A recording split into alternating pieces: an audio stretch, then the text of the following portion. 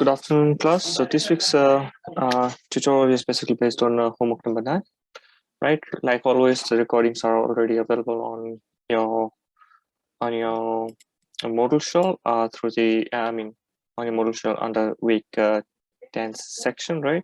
As homework solution 9. So for this week's tutorial, there's only two problems. Basically, a set of theory questions over here, and then there is a problem basically based on what we did last week, right? So let's get started with that, right? Problem number 1 is discuss the standardized cordless system. So standardized cordless system is basically the wireless system that is being utilized these days, right? So standardized cordless system, it is basically the wireless system, like I said.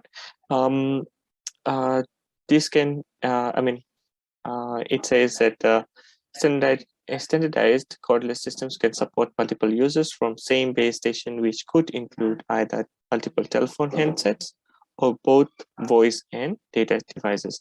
So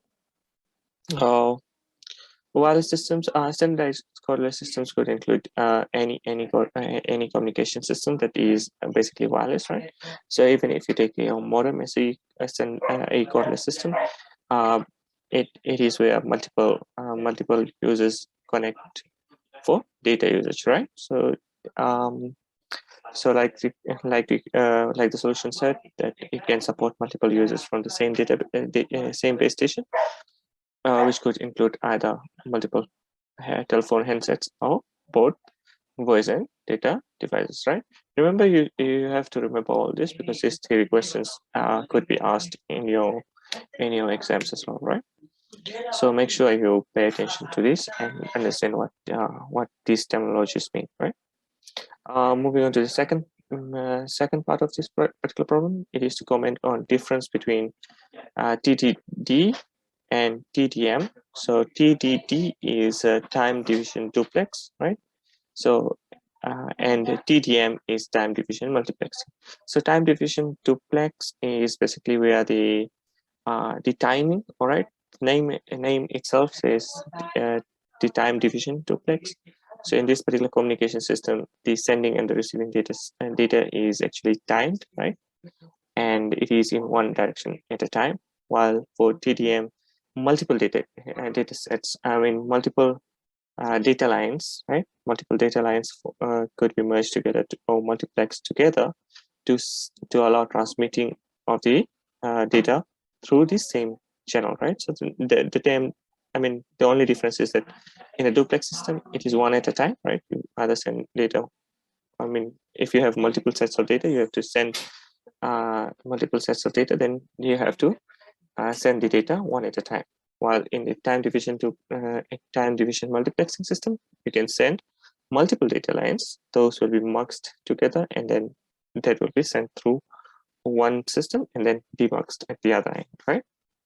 So the solution says the TDD, or the time division duplex data, are transmitted with one direction at a time, with transmission alternating between the two directions, right? TDM is a multiplexing technique that allows multiple data sources to be transmitted over the same channel by taking turns, right? So that's regarding TDD and TDM.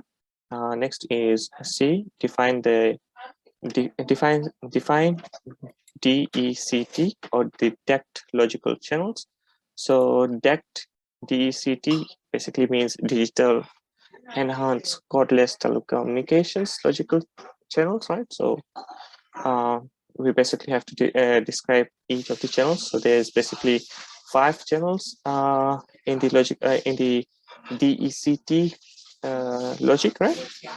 So the first one is the Q channel. The Q channel is basically used to broadcast general system information from base station to all terminals, right?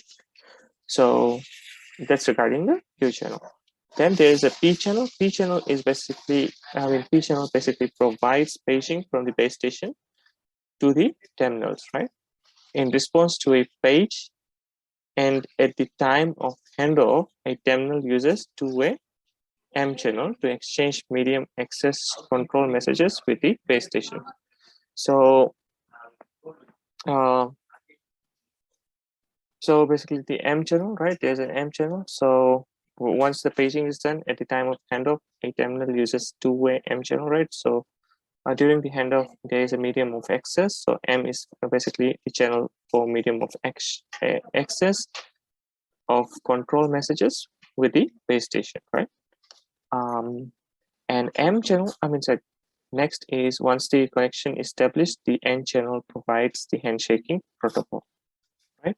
So M channel basically provides the medium of access of control messages to be sent through to the base station. And then once the control signal is passed on to the onto the base station, right? So then there is a handshake protocol that needs to be done. So that is basically conducted through the N channel.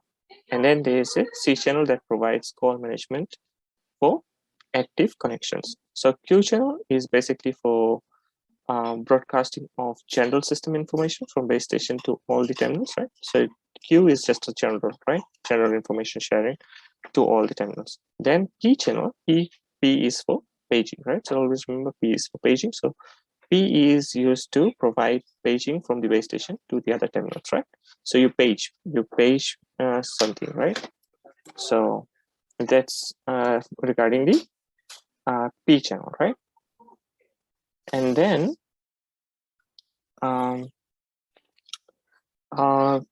P is, paging is basically, you notify someone or you alert someone that you want to communicate, right? So P channel is basically for alerting the other terminal or the other or to call the other terminals, right? Or to page the other terminals from the base station.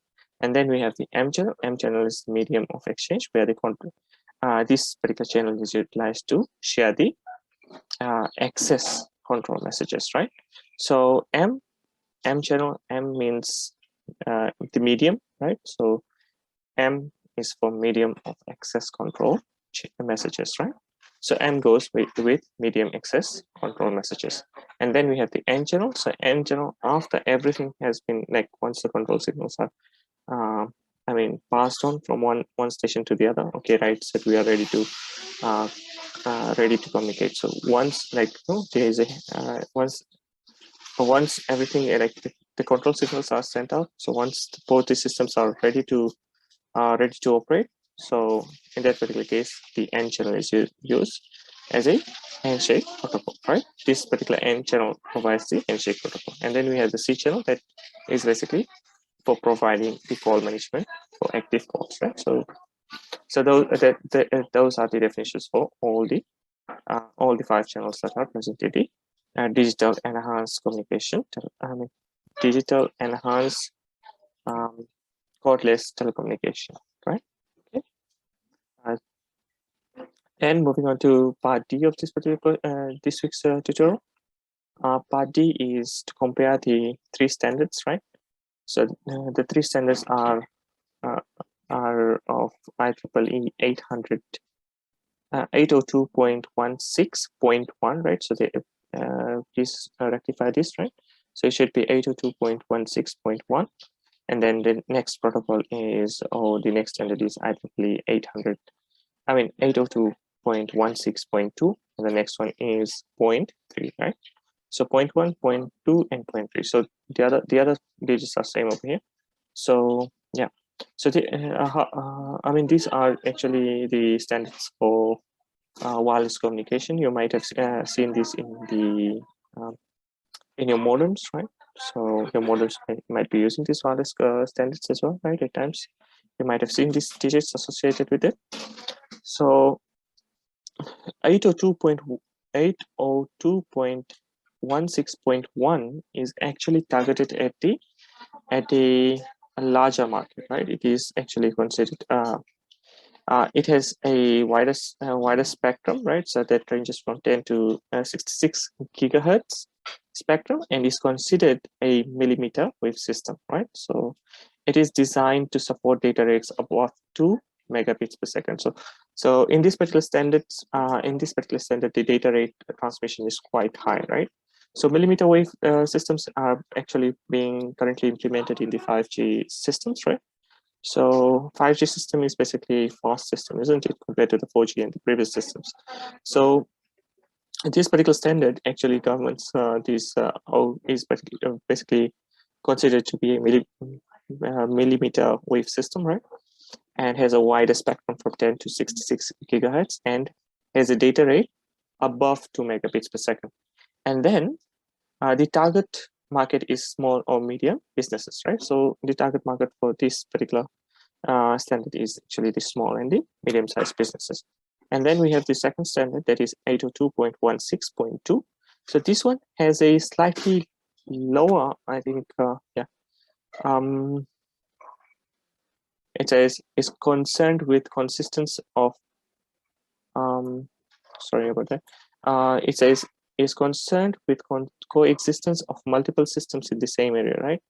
So this particular system is somewhere in between, right? This standard is somewhere in between like 0.1 system, right? So this code is same, so that we have 0.1 and 0.2, 0.3 systems, right? So the 0.2 system, it is actually somewhere in between 0.1 and 0.2, and it is coexistence of multiple systems in the same area. So multiple systems could exist between or could exist using this particular standard, right? Then we have the 0.3 standard, right? In this particular standard, what happens is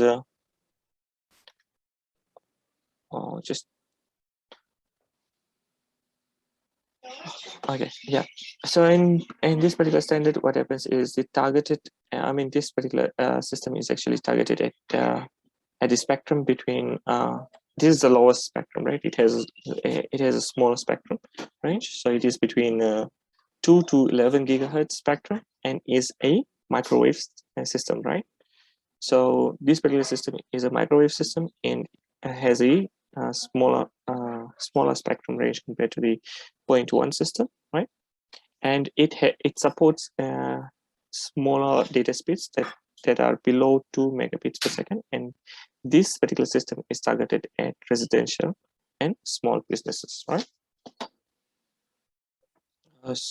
So yeah, so that's regarding the standards, right?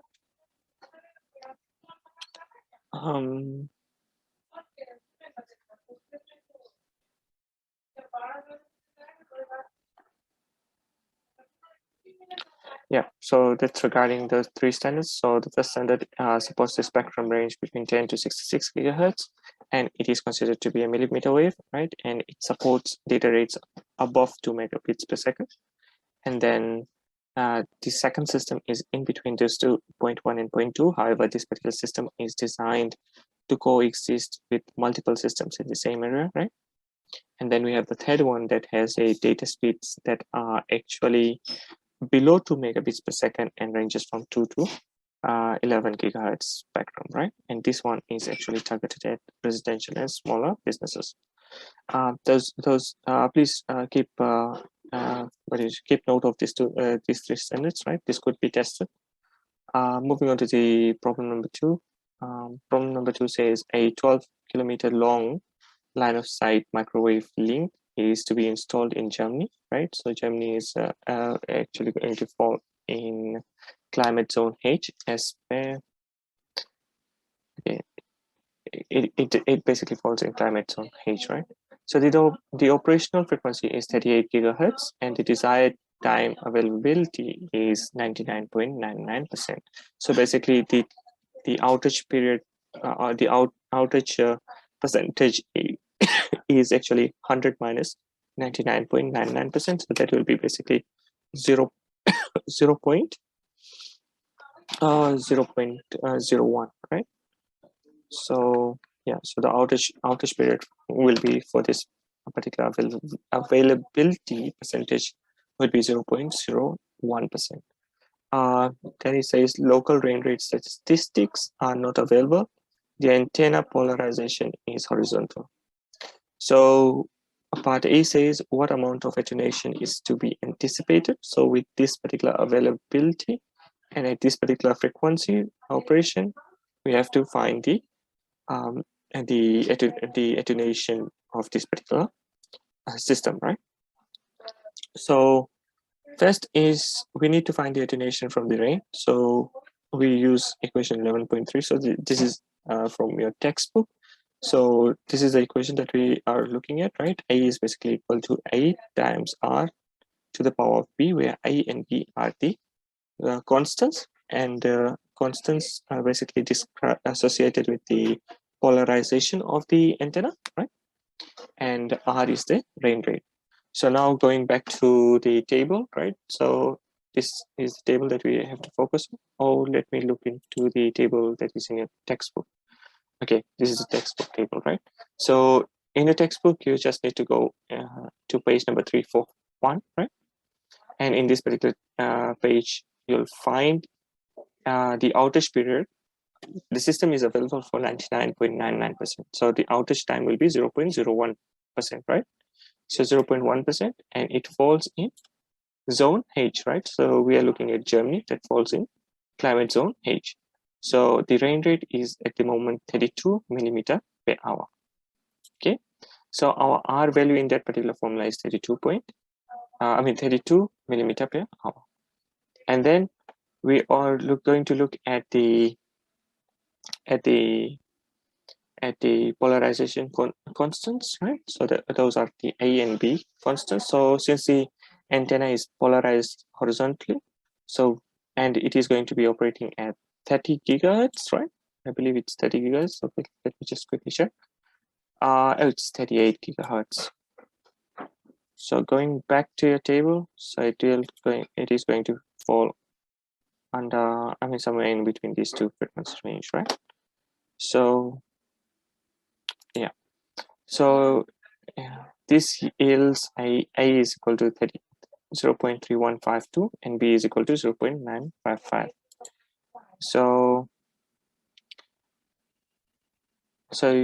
you can use the interpolation method to find the constant, the constant at 38 gigahertz, right, in between. So you'll be getting a constant of 0.312, and the constant over here will be 0.955, right? Okay, so that's regarding the constant AH and BH at 38 gigahertz. And once we have this AH and BH constants, right? So AH and BH constants, we have that, and we have the rain rate from the table that I showed you before, right? The yellow one, that is 32 from this particular table. So once we have those, right, we can substitute it into this particular formula over here, and we can find the attenuation. So if we substitute the values, like our the constant A value is 0.3152 times the rain rate is 32, right? That is what we have over here, to the power of B. So the B value is 0.955. So we get the attenuation rate, that is equivalent to 8.63 dB per kilometer. So we have the attenuation rate.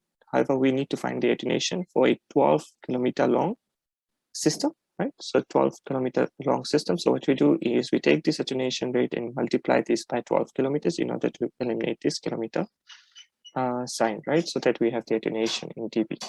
So the total attenuation is the attenuation rate that we got, right? Multiplied by the 12 kilometer, that is what we get. The total attenuation is 103.56 dB.